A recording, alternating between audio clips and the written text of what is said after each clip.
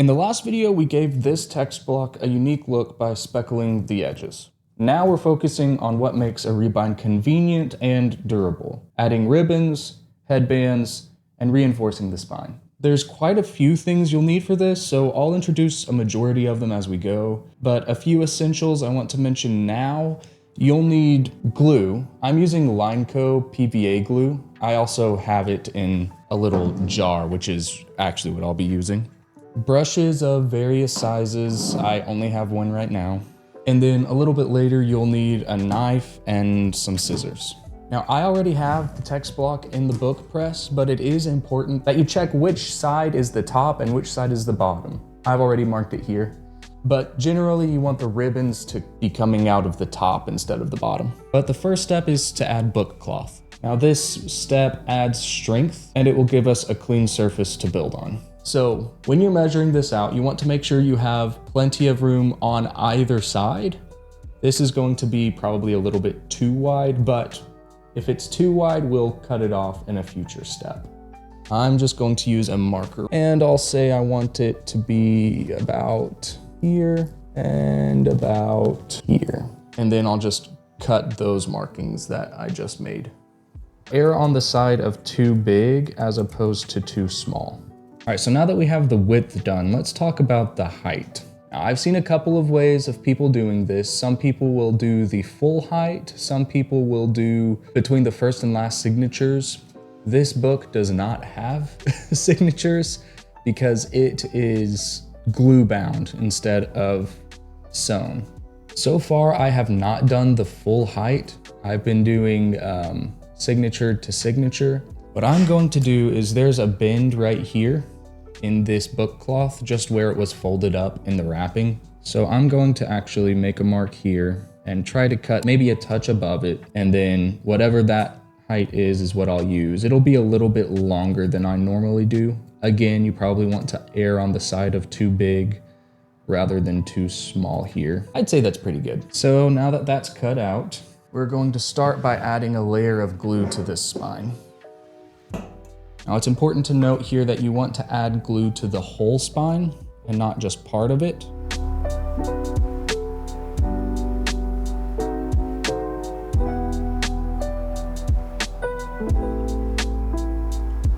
So now we have the glue on there. I'm just going to wipe it off of the edges.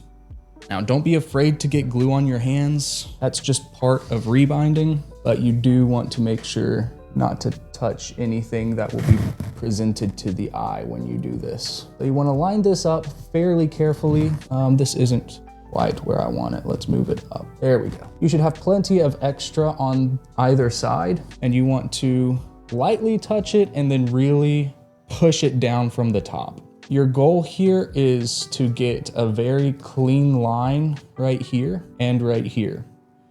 You want that to be as clean as you can possibly get it, because it will come in handy when we're putting on the Oxford Hollow and just measuring for things in general. So now that the book cloth is on there, I like to take another pass and put glue on the top again.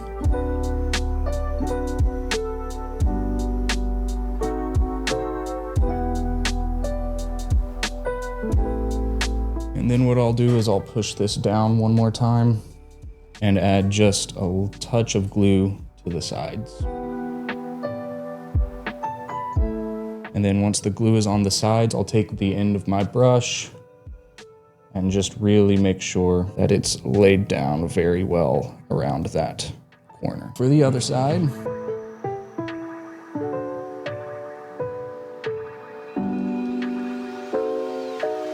so there's that step done. I am going to have to wait a while and let that dry. I usually do this kind of at the end of the day and then let it dry overnight. I'll do that and then come back to do the ribbons. All right, so now that this is fairly dry, we can move on to the ribbons.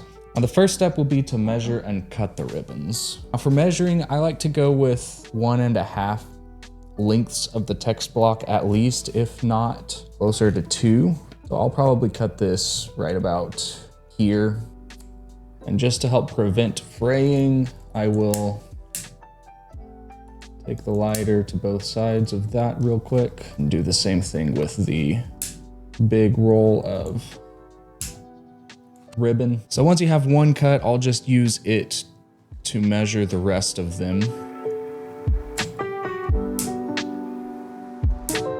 One of the last steps of the whole rebind process is going to be cutting the ribbons down to length. So it's not a huge issue if they're too long. All right, so we've cut 3 ribbons. These are just rust-colored ribbons from Amazon, and now we'll need to glue them. This is the exact same glue that I was using, that Lineco PVA glue. It's just in a needle nose bottle instead so that it won't get absolutely everywhere. I'll use that and a Q-tip to spread out the glue. So this is the part where it's important to make sure that you know which way is up. Thankfully, I can still see the arrow from before I glued the book cloth on, so we should be good to go here. And I usually like to start with the ribbon in the middle and then figure out the placement of the other 2 ribbons based off of that one. And for this, you're going to need a decent amount of glue. We don't need to be in too big of a rush. Lineco glue takes a little bit of time to set and get tacky. One thing to take note of is make sure you know where the glue is on your hands. It's okay if you touch here, but anything past the spine will be visible to the eye. So we want to avoid having that be touched with gluey fingers.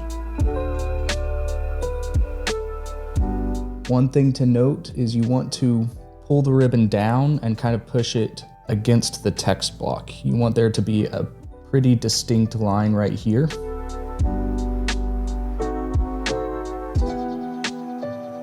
And then you just want to make sure that you are holding it down so that there's a nice place to put the headband here once we get around to that step. So now that these are in place, we can move on to the headbands and tailbands. I'm going to start from the other side and just let this set for a little bit. So if you're reusing the headbands that originally came on the book, you will not have to worry about the sizing because they'll be the correct size. But I am going to be using new headbands, and this is the first time I have ever done this. So I have to try and size these. Not exactly straight, but that's okay. With headbands, there's a little bump at the end, and you want that to be just off of the end of the text block. And now that that's on there, we can check to make sure it looks straight in every direction, mainly this way. If you're not careful, you can have it be like, almost look like a rainbow. It may do something like that. Just gotta be mindful of that. And then you just wanna add a little bit of pressure once everything looks good and just kind of hold it there for a little bit. It's not perfectly dry, but it's pretty close, so I'll move on to the headband. And it's the exact same process there.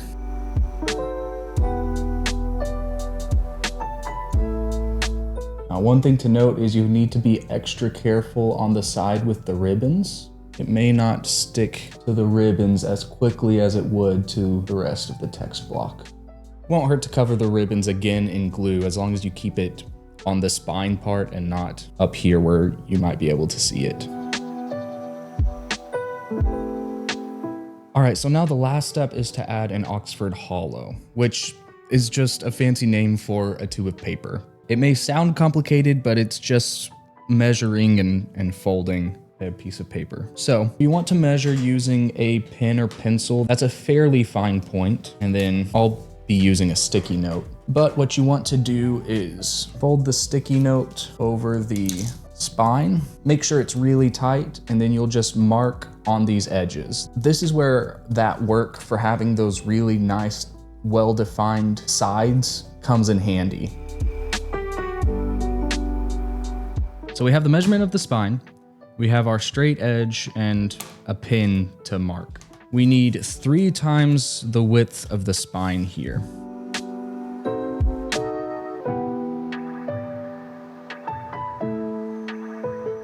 And I'll do the same thing just from the other side.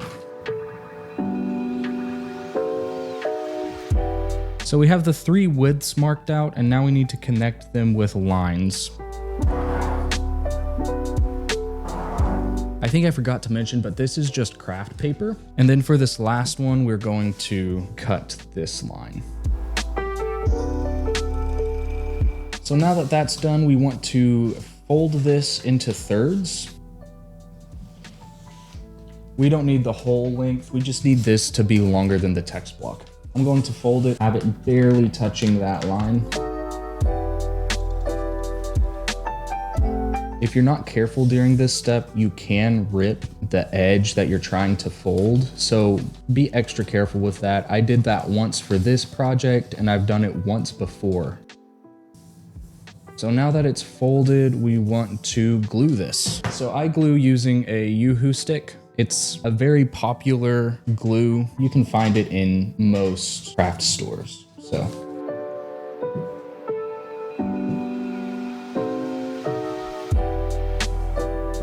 And one thing that I like to do while I let it dry is grab something flat and lay it on top. That way it will dry pretty well flat and won't get all wrinkly or anything. And then I may put a book on there just to weigh it down a little bit. So I'm gonna let that dry. So now that our Oxford Hollow is dry, we wanna make sure that one side is square. So I'm going to use this quilting square.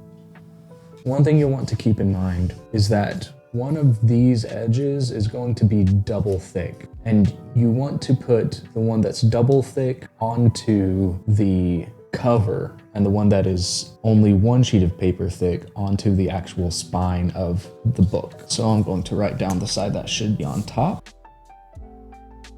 and then we'll get to measuring. So you want your Oxford Hollow to be the exact same size as your text block. So it should cover the headband, just not the part that's overhanging the edge. So now that we have that mark where it needs to be cut, I'll use the square. So now we get to see if it's at least good enough. And honestly, I think that's worked out really well. So now we can get our glue back out along with our paintbrush, and we can glue this on. One thing that you are going to want to keep in mind is you need to make sure that you glue all the way up to the edges. That's going to be the part that's going to come off the easiest. So make sure you have a good covering of glue across the whole thing.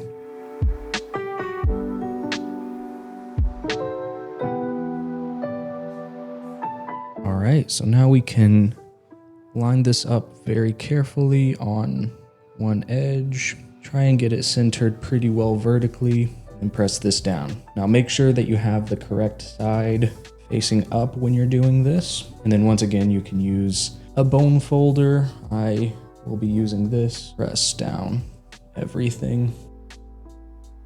So make sure you press down the edges very, very well. That's going to be the part that will want to come up the most. All right, so now that that's on there, I will usually come back in about 10 minutes just to make sure that the edges aren't coming up and separating from the text block.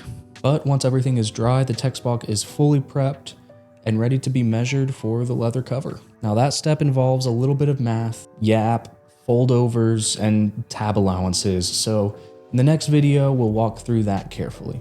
Thanks for watching, and I hope to see you in the next video.